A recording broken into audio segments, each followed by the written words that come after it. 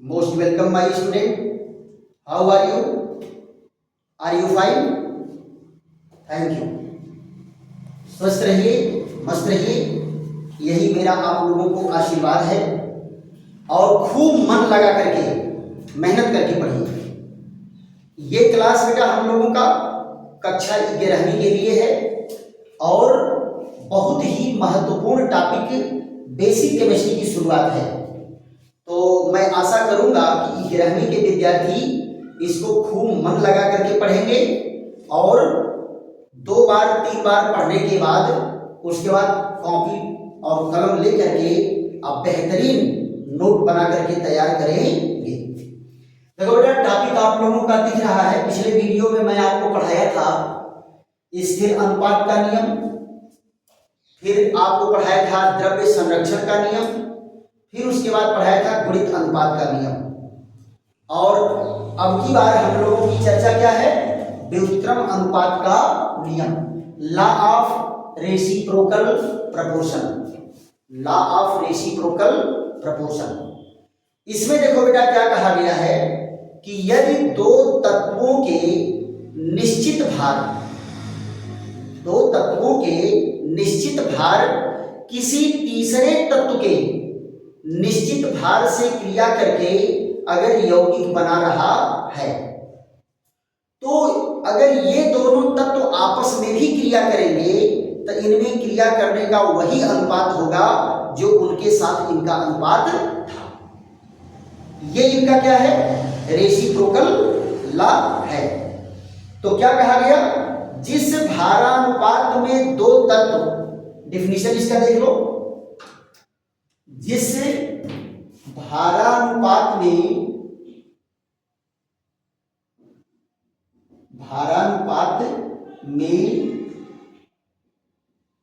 दो तत्व ए और बी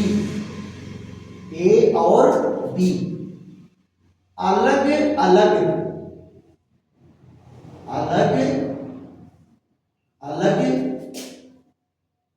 किसी तीसरे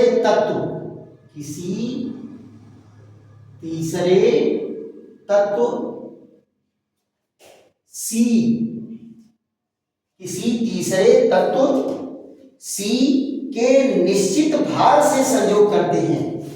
C के निश्चित भार से संयोग करते हैं। निश्चित भार से संयोग करते हैं।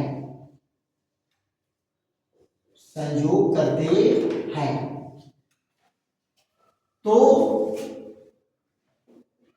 यदि ये तत्व आपस में क्रिया करें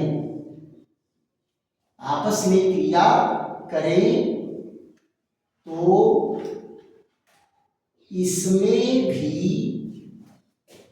इसमें भी वही भारानुपात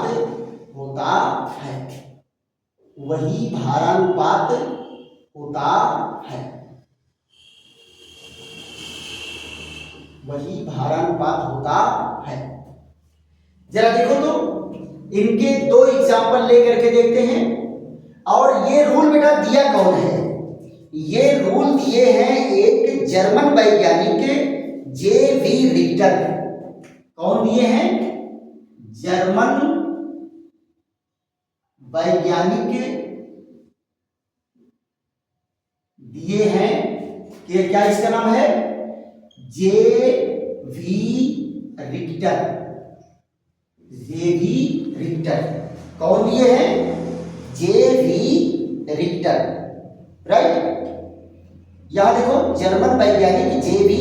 रिक्टर के द्वारा दिया गया है ये। और उसके बाद क्या करेंगे? इनका एग्जाम्पल लेकर के देखते हैं। इनका एग्जाम्पल ये जे.बी. है बेटा, जे.बी. रिक्टर। और कब दिए हैं? इसकी जरूरत नहीं पड़ती, इसको परीक्षा में पूछा नहीं जाता है। इसको दिए हैं 1792 में। कब दिए हैं? 1792 में। जरा एग्जाम्पल देख लो बेटा। दो तत्व कौन है? एक तत्व है हाइड्रोजन और दूसरा तत्व कौन है? दूसरा तत्व इसमें दिया है हाइड्रोजन और ये सल्फर है और ऑक्सीजन है। हाइड्रोजन है, सल्फर है और ऑक्सीजन है। तो क्या कहा? सल्फर और ऑक्सीजन ये दोनों हाइड्रोजन से अलग अलग क्रिया करेंगे, तो ये क्या बनाएगा? H2S और क्या बनाएगा? H2O। और अगर ये आपस में क्रिया करेंगे, ये दोनों आपस में क्रिया करेंगे, तो उसी अनुपात में यौगिक बनाएंगे। क्या है? SO2। SO2। ध्यान दो बेटा, दूसरा एग्जाम्पल इनका क्या है? एक है कार्बन और एक है सल्फर और एक है ऑक्सीजन। सल्फर और ऑक्सीजन, यहां जरा ध्यान दो। ये क्या कह रहा है कि ऑक्सीजन, यहां देखो, ये दोनों आपस में क्रिया करके क्या बनाएंगे? कार्बन से ऑक्सीजन क्रिया करके बनाएगा कार्बन डाइऑक्साइड, और कार्बन से सल्फर क्रिया करके क्या बनाएगा? सल्फर क्रिया करके बनाएगा कार्बन डाइसल्फाइड। ध्यान दो, ऑक्सीजन से क्रिया करके कार्बन डाइऑक्साइड और सल्फर से क्रिया करके कार्बन डाइसल्फाइड। और जब सल्फर और ऑक्सीजन आपस में क्रिया करेंगे तो क्या बनाएगा? Sulphur dioxide. इनको बेटा देखो, यहां ट्राइएंगल से समझाया जाता है ऐसे। ये देखो, ये ट्राइएंगल से, ये है हाइड्रोजन, ये है ऑक्सीजन और ये है सल्फर। देखो बेटा, इन दोनों की क्रिया होगी तो बनाएगा H2O, इन दोनों की क्रिया होगी तो बनाएगा H2S, और इन दोनों की क्रिया होगी तो बनाएगा SO2। सेम लाइक इसमें जरा देख लो, ये जो है इसको ट्राइएंगल पर कैसे दिखाते हैं? यहां है कार्बन, यहां ऑक्सीजन और ये है सल्फर। ये दोनों क्रिया करेंगे तो क्या बनाएगा? Carbon dioxide. ये दोनों क्रिया करेंगे तो क्या बनाएगा? Carbon disulphide. और ये दोनों क्रिया करेंगे तो क्या बनाएगा? Sulphur dioxide. ये है बेटा व्युत्क्रम अनुपात का नियम। क्या है? व्युत्क्रम अनुपात का नियम। तो इसको आप लोग जो है स्क्रीनशॉट ले लीजिए। और फिर जो है दूसरा हम लोगों का चलेगा गेलुसैक का नियम। कौन सा नियम है? गेलुसैक का नियम। गेलुसैक का नियम बेटा क्या बताया कि अगर अभिक्रिया करने वाला अभिकारक भी गैस है और बनने वाला उत्पाद भी गैस है, तो अभिकारकों और उत्पादों में भी एक निश्चित अनुपात होता है। क्लियर? तो अगला हम लोगों का रूल क्या है? गेलुसैक का नियम। चलिए इस पर हम लोग चर्चा कर लेते हैं।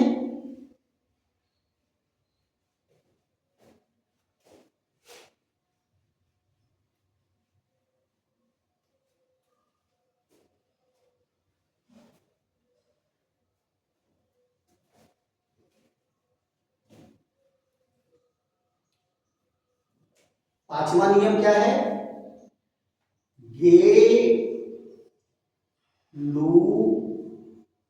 गेलुसैक का नियम। गेलुसैक का नियम, ये देखो,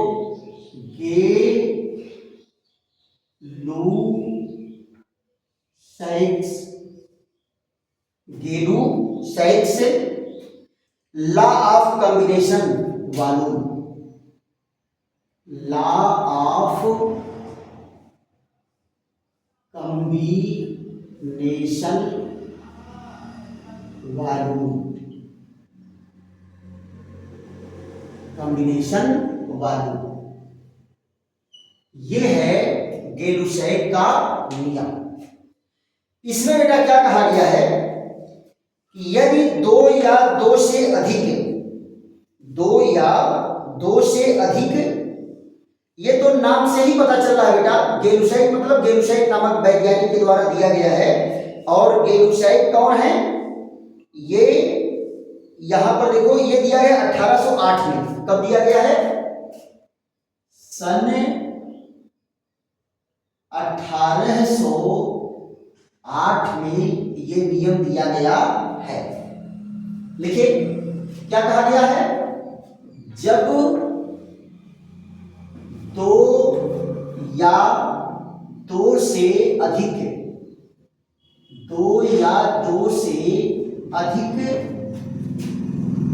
गैसीय अभिकारक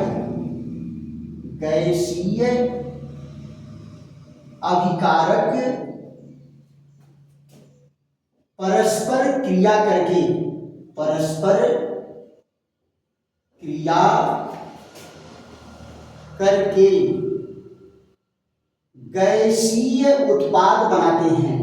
गैसीय उत्पाद बनाते हैं, तो अभिकारकों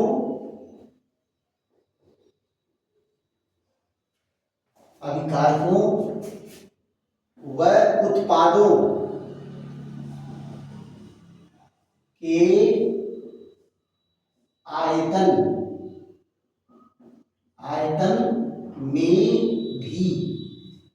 आयतन में भी एक सरल अनुपात होता है। सरल मतलब क्या होता है? सिंपलेस्ट अनुपात होता है। देखो बेटा क्या कहे, जब दो या दो से अधिक गैसीय अभिकारक परस्पर क्रिया करके गैसीय उत्पाद बनाते हैं तो अभिकारकों और उत्पादों के आयतन में भी एक सरल अनुपात होता है। जरा इनके एग्जाम्पल लेकर के देखो तो बहुत ही बेहतरीन एग्जाम्पल है। पहला एग्जाम्पल क्या है? हाइड्रोजन और ऑक्सीजन क्रिया करके क्या बनाया? H2O। ये बेटा किसके रूप में बना? जलवाष्प के रूप में बना। किसके रूप में बना? जलवाष्प के रूप में। तो आप यहां जरा देखो, इनका अनुपात क्या होगा? ये अभिकारकों और उत्पादों का अनुपात है। तो यहां हाइड्रोजन अनुपाते ऑक्सीजन अनुपाते H2O। तो यहां देखो कितना, इसका 2 आयतन भाग लिया, इसका 1 आयतन, इसका 2 आयतन, तो क्या हो जाएगा? 2:1:2। दूसरा एग्जांपल देखो, ये है N2 + 3H2 और क्रिया करके क्या बनाएगा? 2NH3। तो आप जरा देखो, N2 का अनुपात, H2 का अनुपात और NH3 का अनुपात। तो नाइट्रोजन कितना है? 1 आयतन है। नाइट्रोजन कितना है? 1 आयतन है। और हाइड्रोजन कितना? 3 आयतन है। अमोनिया कितना है? 2 आयतन है। तो 1:3:2 का एक सरलतम अनुपात है। यहां जरा देखो तीसरे नंबर पर क्या है? H2 + Cl2 क्रिया करके क्या बनाएगा? 2HCl। तो यहां जरा देखो, हाइड्रोजन अनुपाते क्लोरीन अनुपाते HCl। देखो 1 आयतन ये है, 1 आयतन ये है, 2 आयतन ये है। तो 1:2। ये है बेटा गेलुसैग का नियम। क्या है? गेलुसैग का नियम। सिंपल नियम है और इन सारे नियमों को आपको याद कर डालना है। क्लियर? चलिए इसी के साथ जो है गेलुसैग का नियम और ये रासायनिक संयोग के नियम, 5 नियम जो है कंप्लीट हुए। फिर और हम लोग बेहतरीन और महत्वपूर्ण टॉपिक पर चर्चा करेंगे। अगर वीडियो आपको खूब समझ में आ रहा है तो लाइक करिए, शेयर करिए, सब्सक्राइब करिए। सब्सक्राइब करेंगे तभी जो है नए नए वीडियो आपके पास तुरंत पहुंचेंगे। और अगर आपको कहीं परेशानी हो रही है, कुछ समझने में कठिन लग रहा है, तो आप कमेंट भी करिए, फिर उसमें उसी हिसाब से सुधार किया जाएगा। थैंक यू, धन्यवाद।